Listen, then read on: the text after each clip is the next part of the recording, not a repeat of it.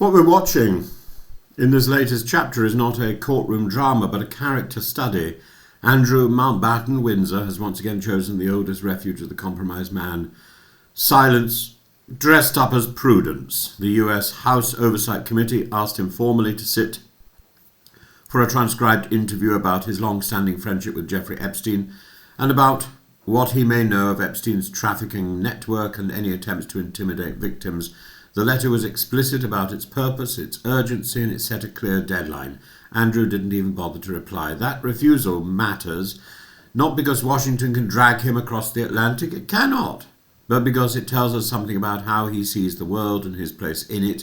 The committee has no legal power to compel a non-US citizen resident abroad, so Andrew is safe in the narrow technical sense, yet hiding behind technical safety is precisely the moral failure here. If you are innocent and you have nothing to add, you turn up, you answer, you let daylight do its work. If you are guilty, or if you fear what daylight might reveal about your judgment, your friends, your conduct, you do what Andrew has done for years. Retreat, delay, let lawyers speak in place of a human voice. Remember the pattern. Epstein was not a passing acquaintance. Photographs, flight logs, and repeated social contact place Andrew in orbit around him long after Epstein's first conviction and public disgrace. Those ties were the serious lapses of judgment that ultimately cost Andrew his titles and his royal roll this month. Being stripped down to plain Andrew Mountbatten-Windsor was not an act of familial cruelty. It was an institutional admission that the Crown could no longer carry the reputational cost of his decisions. Then there is Virginia Giuffre. She accused Andrew of assault when she was a teenager, trafficked by Epstein, allegations he has consistently denied. The case ended in a civil settlement without any admission of liability. Some people treat settlements as proof of guilt. Others see them as proof only of risk management. But either way, a settlement is a purchase of quiet. It is not a vindication. It doesn't cleanse the facts that brought the case to the door in the first place, and it certainly doesn't erase any wider knowledge that Andrew might hold about Epstein's operations. Giuffre's death by suicide earlier this year adds a grim moral weight. We should be careful as adults and as citizens not to weaponize a death, yet we should also be honest about the symmetry, the asymmetry.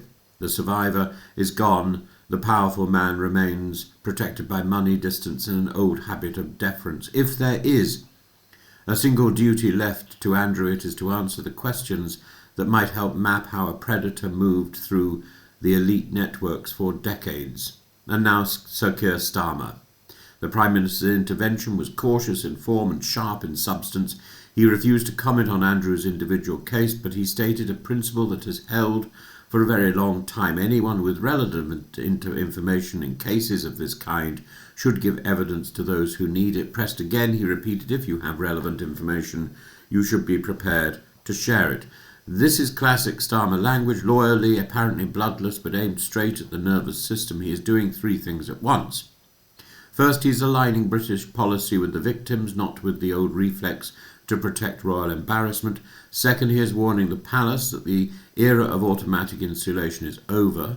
Third, he's inviting Andrew to choose his own fate. Cooperation is the only route, albeit narrow, back towards a tolerable public standing. Starmer is not ordering him. He is telling the country what a decent person would do and leaving Andrew to explain why he will not. And Andrew will not, because cooperation carries risks that he cannot control. The Oversight Committee is investigating not merely Epstein's crimes, but the machinery around them, the enablers, the silencers, the men who enjoyed the parties and asked no questions, and the men who did ask questions and then used power to make them disappear. The committee says it has obtained thousands of emails into state records. It clearly believes Andrew appears in the evidence trail more than once. In that context, silence is not neutrality, it's strategy. Now, add the political timing. Donald Trump has signed a bill forcing the US Justice Department to release the remaining federal Epstein files within 30 days, with only narrow redactions to protect victims or live investigations. That means a new tranche of names, contacts, schedules and communications is about to enter the public domain. Andrew's calculation is obvious. Why volunteer testimony on the eve of a document drop that may change the terrain under his feet? Better from the vantage point to wait, see what comes out, decide which line to take. Hope fatigue sets in, hope attention drifts, Hope the old trick works again. Delay until everyone is bored. It is a coward's calculus because it treats the truth like a PR problem and the victims like collateral. But there is a deeper cowardice than evasion, and it's the cowardice of entitlement.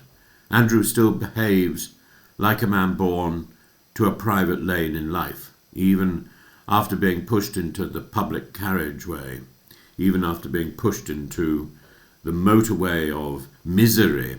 He wants the privileges of status without the duties of accountability. He wants to say, I deny everything, and then refuse to participate in the one process that might test denial against evidence. He wants public sympathy while keeping public investigators at arm's length. That is not how adult moral life works. It's certainly not how constitutional monarchy survives in a democratic age. If Andrew were wise, and he's not, he would see the choice differently. He cannot be compelled by the US, true, yet voluntary testimony could, at minimum, show a willingness to stand under scrutiny. Even a narrow lawyered appearance would be better than the contemptuous blank he has offered so far. It would not necessarily redeem him. Redemption is too grand a word for so squalid a mess, but it might stop the rot.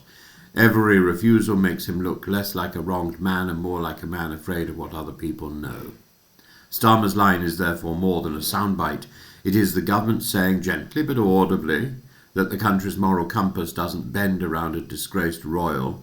In the end, it is not about American committees or even about Andrew alone. It's about whether power in any form can still be made to answer to the powerless. Epstein's story was a story of systems that looked away. If Andrew looks away again, he confirms that he learned nothing from the wreckage and that the monarchy by association still has work to prove it is not a shelter for the untouchable. And so yes, he is legally free to hide, but history is full of people who were legally free to do shameful things. The test is not what you can get away with, the test is what you owe, and right now Andrew owes the victims, the public, and even his battered family one simple act of courage. Sit down, speak plainly, let the truth have its chance.